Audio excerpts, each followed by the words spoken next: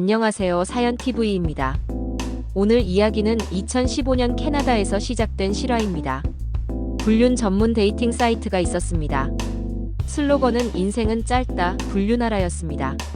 3,700만 명이 가입했습니다. 비밀이 보장된다고 했습니다. 2015년 7월, 해커가 나타났습니다. 모든 회원 정보를 털었습니다. 전부 공개했습니다.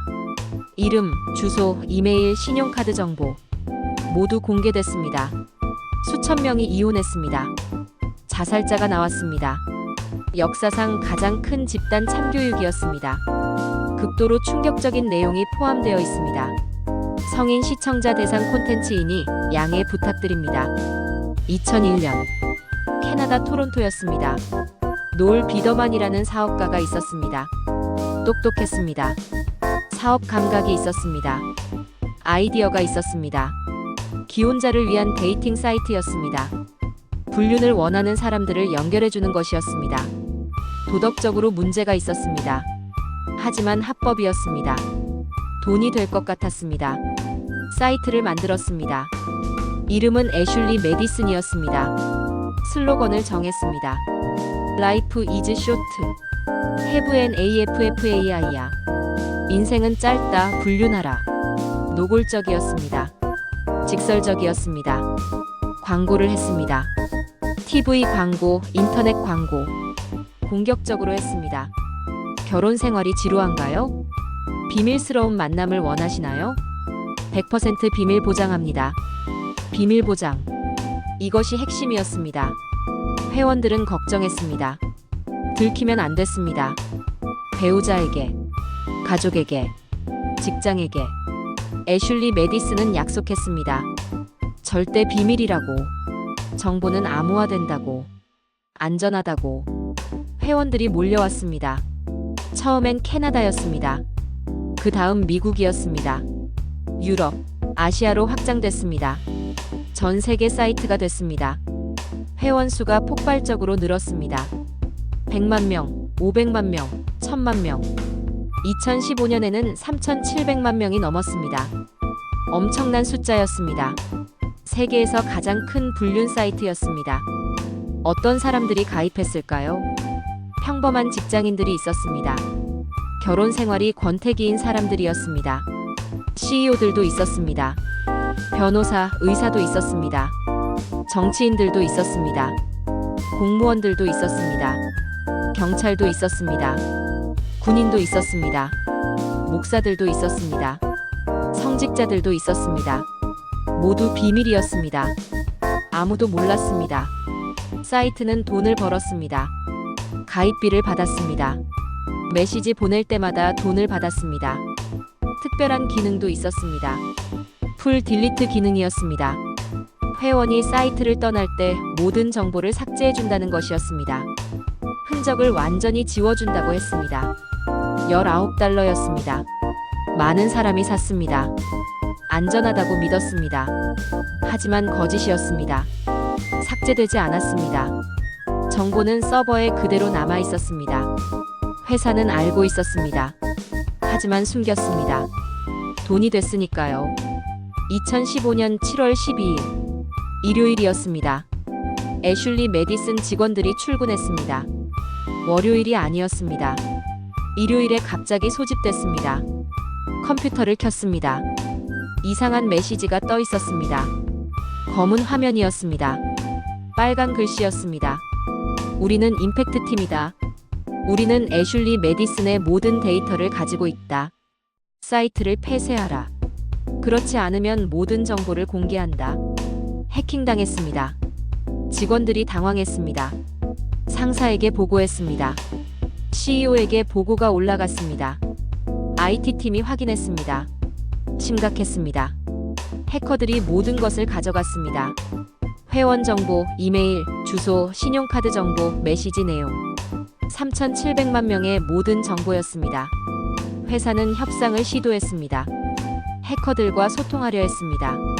하지만 해커들은 명확했습니다. 요구는 하나였습니다. 사이트 폐쇄. 회사는 거부했습니다. 사이트는 돈이 됐습니다. 폐쇄할 수 없었습니다. 7월 15일 해커들이 경고했습니다. 마지막 기회다. 사이트를 폐쇄하라. 회사는 무시했습니다. FBI에 신고했습니다. 수사를 요청했습니다. FBI가 수사하기 시작했습니다. 하지만 해커를 찾을 수 없었습니다. 흔적이 없었습니다.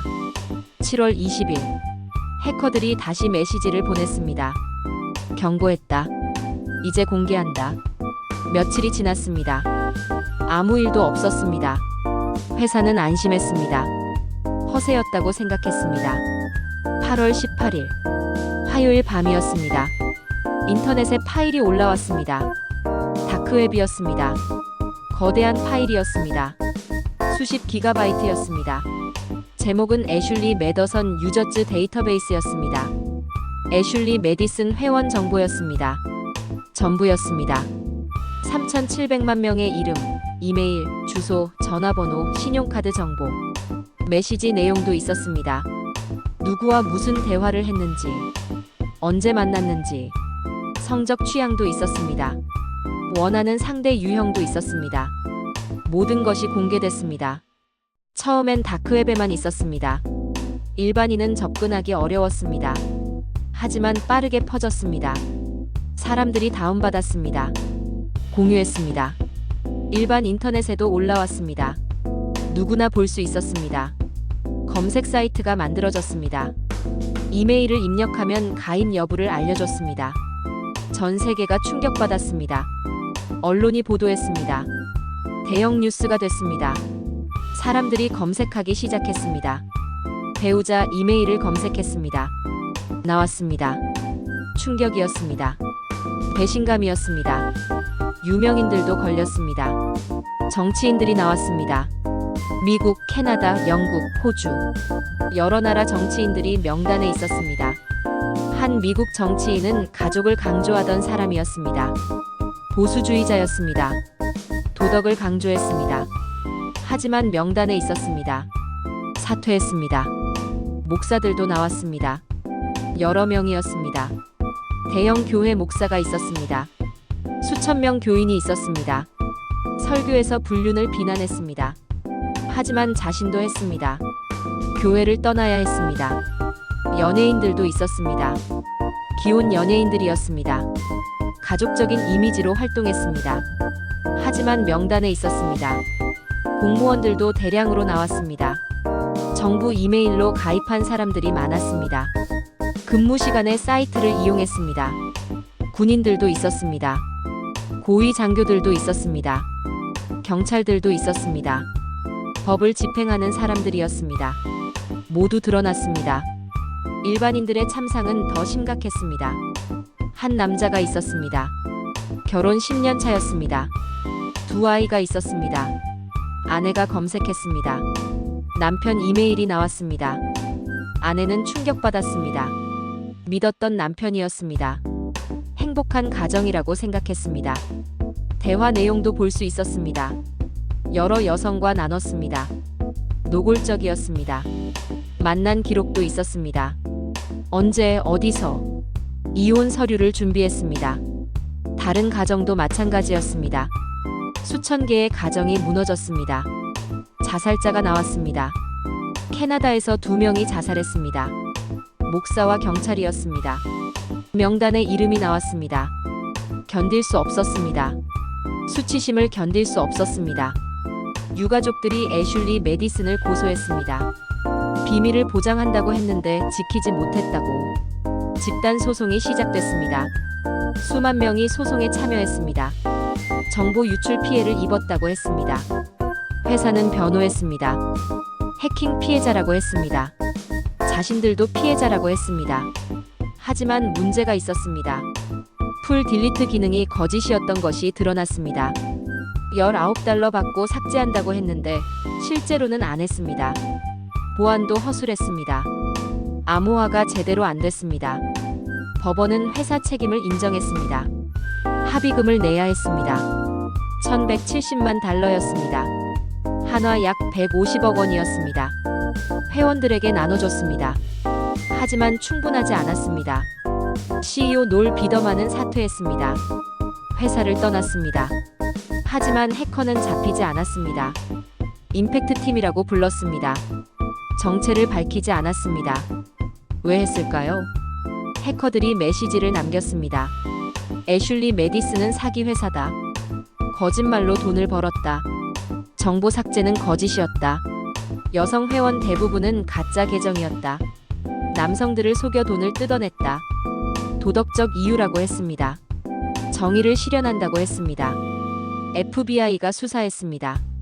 캐나다 경찰도 수사했습니다. 몇 년이 지났습니다. 단서가 나왔습니다. 캐나다 남자 2명이 용의자로 지목됐습니다. 기소됐습니다. 하지만 확실하지 않았습니다. 증거가 충분하지 않았습니다. 재판이 진행 중입니다. 아직 결론이 나지 않았습니다. 해커의 정체는 여전히 미스터리입니다. 애슐리 메디슨은 어떻게 됐을까요? 사이트는 폐쇄되지 않았습니다. 계속 운영됐습니다. 회원 수는 줄었습니다. 많은 사람이 떠났습니다. 신뢰가 무너졌습니다. 하지만 새로운 회원도 있었습니다. 여전히 불륜을 원하는 사람들이 있었습니다. 2016년 회사는 매각됐습니다. 새 주인이 왔습니다. 보안을 강화했습니다. 시스템을 바꿨습니다. 슬로건도 바꿨습니다. 더 이상 불륜하라고 하지 않았습니다. 열린 관계를 위한 플랫폼이라고 했습니다. 이미지를 바꾸려 했습니다. 하지만 사람들은 기억합니다.